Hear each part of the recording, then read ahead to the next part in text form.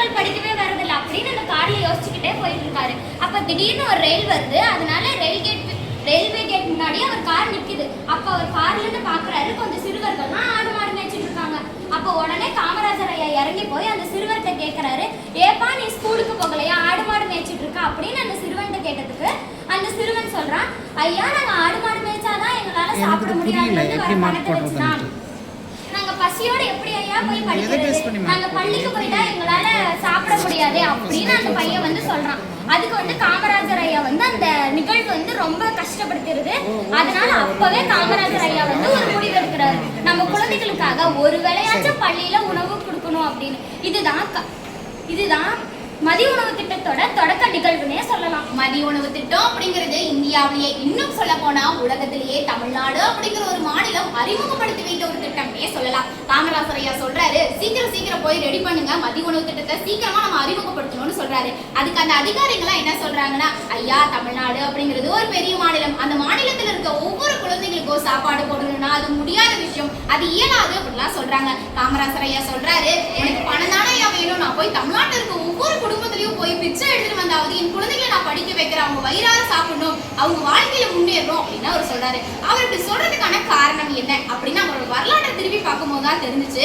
காமராஜர் பிறந்த ஊரான விருதுநகர்ல 1889ஆம் ஆண்டு தொடங்கப்பட்ட நாடார் சத்திரிய வித்யாசாலா அப்படிங்கிற ஒரு பள்ளிக்கூடத்தை தொடங்கினாங்க. பள்ளிக்கூடத்தை தொடங்கினா மட்டும் போதுமா, பிள்ளைங்களாம் படிக்க வேண்டாமா அப்படின்னு அவங்க யோசிக்கிறாங்க. பிள்ளைங்க யாருமே படிக்கல. ஏன் அப்படின்னு அந்த காரணத்தை அவங்க யோசிக்கும் போதுதான் தெரிஞ்சிச்சு, குழந்தைங்க சாப்பாடு இல்லை, அதனாலதான் பள்ளியில படிக்கல அப்படிங்கறத அவங்க தெரிஞ்சுக்கிறாங்க.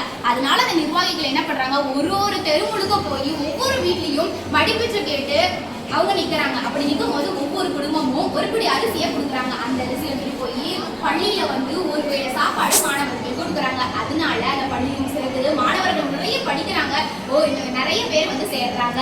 அப்புறம் ஒரு நாளைக்கு டெய்லி போயிட்டு இருந்தாங்க. அதனால வாரத்துல ஒரு நாள் மட்டும் போலாம் அப்படின்னு அவங்க நினைக்கிறாங்க.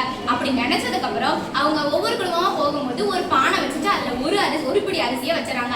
இதனாலதான் அந்த பள்ளிக்கூடத்துக்கு பேரு பிடி அரிசி சோறு பள்ளிக்கூடம் அப்படின்னு சொன்னாங்க. இதுவும் இல்லாம காமராஜர் படித்த பள்ளிக்கூடம் கூட இதுதான்.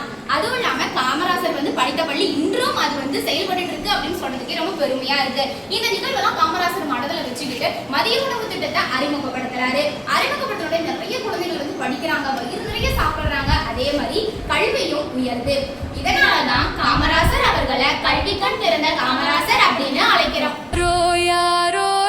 ஏழைகளின் சொந்தமே, பள்ளிகள் பல திறந்து படிக்க வைத்த தெய்வமே, உழைப்பால் உயர்ந்தவர் நீரே, நாட்டுக்கு உழைத்த உத்தமரும் நீரே, பெருமையை விரும்பாமல் கல்வி வளர்ச்சியை விரும்பி தன்னையே மறந்து பிறரை நினைத்த தெய்வர்கள், யாரையும் வெறுக்காதவர், யாருக்கும் அஞ்சாதவர். Enjoy learning it. What did you learn about Kamarajar?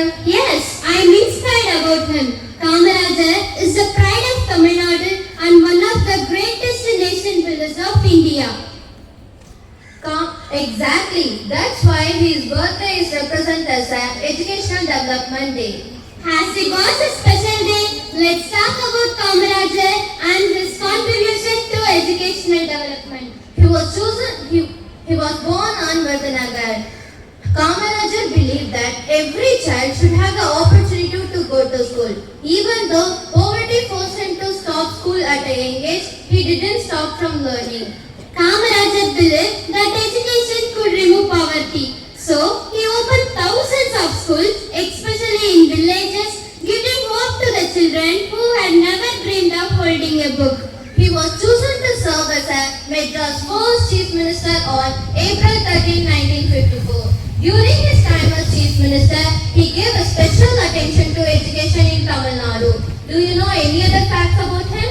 Yeah, one of his greatest achievements was expanding the midday meal scheme, and he also ensured that the poor children also went to school.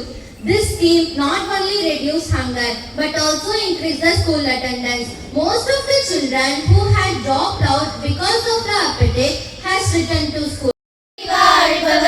கல்வி கண்ணை திறந்தவர், தலைமை பண்பில் சிறந்தவர், காமராஜர் பெருந்தலைவர், காலம் தாண்டி வாழ்பவர், கல்வி கண்ணை திறந்தவர், தலைமை பண்பில் சிறந்தவர், ஏர் பிடித்து உழுதவரும்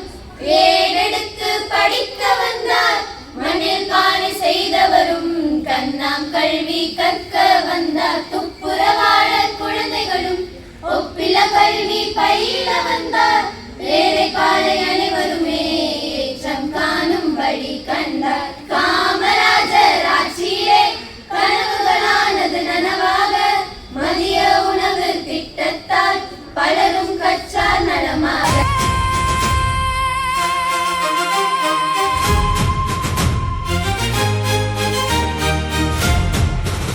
கர்மவீரர் காமராசரின் வாழ்வு உயர்வுக்கு தேவையான படைப்புகளை பார்த்து மதிப்பீடு செய்து இவன் வந்து உங்கள் பட்டிமன்றத்திலும் அமர்ந்து பட்டிமன்றத்தில் கூற வேண்டிய விஷயங்களை கூறும் கருத்துமாய் தங்களுடைய நடையிலே அனைத்தையும் விளக்கி இறுதியாக உங்களை உற்சாகப்படுத்தும் விதமாக பரிசுகளையும் வழங்கி அதனுடைய சிறப்புரையும் ஆற்றி இங்கு அமர்ந்திருக்கிறார்கள். அவர்களுக்கு இந்த நாளிலே நான் நன்றி கூறுகின்றேன். ஏனெனில் இந்த ஏற்பழிப்பு என்பது இன்னும் உங்களை அவர்கள் குறிப்பிட்ட அந்த மதிப்பீடுகளில் உங்களை வளர்த்தெடுக்கும் என்று நான் இந்த நேரத்திலே நம்புகிறேன். பல்வேறு கருத்துக்களை அவர்கள் உங்களுக்கு வழங்கினார்கள். இது பள்ளி பருவத்தில் நமக்கு கிடைக்க வேண்டியது கடவுளால் இன்று அவர்கள் வழியாக உங்களுக்கு தரப்பட்டிருக்கிறது என்று நான் நம்புகிறேன். குழந்தைகளே, இன்னும் நீங்கள் அந்த கர்ம வீரரை பற்றி அதிகமாக தெரிந்து கொள்வதற்கு வாய்ப்புகளும் வசதிகளும் உங்களுக்கு கிடைத்திருக்கிறது. இதையெல்லாம் பயன்படுத்துகின்ற நீங்கள் எழுத்தறிவு என்பது வெறும் எண்ணும் எழுத்தும் மட்டுமல்ல, ஆனால் நீங்கள் வாழ்வில் உயர உங்களுக்கு வழிவகைகளை காட்டுகின்ற ஆசிரியர்களின் மதிப்பீடுகளிலும் அவர்கள் கூறுகின்ற அறிவுரைகளிலும் நீங்கள் இன்னும் உயர்வீர்கள் என்று உங்களுக்கு ஒரு நம்பிக்கையை ஊட்டியிருப்பார்கள். இந்த விழாவும் அதை உங்களுக்கு செய்திருக்கிறது என்று நான் நம்புகிறேன். வருங்காலம் எதிர்காலம் உங்கள் கையில் கொடுக்கப்பட்டிருக்கிறது. அது ஒரு கண்ணாடியை போன்று உங்கள் கையில் கொடுக்கப்பட்டிருக்கிறது. இதை பொறுப்புடன் எடுத்து சென்று வாழ்வில் உயர்வது என்பது உங்கள் கருத்தில் இருக்கிறது.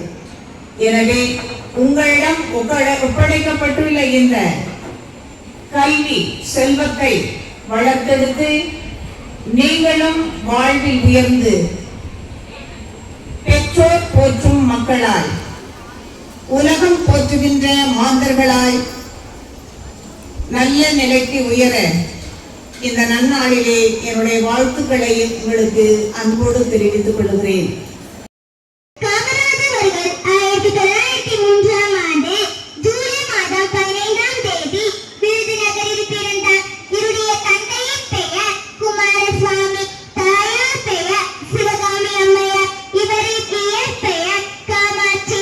ஒத்துழையாமை இயக்கம், அந்நிய துணி எரிப்பு, சட்ட மறுப்பு இயக்கம் முதலிய போராட்டங்களில் ஈடுபட்டார்.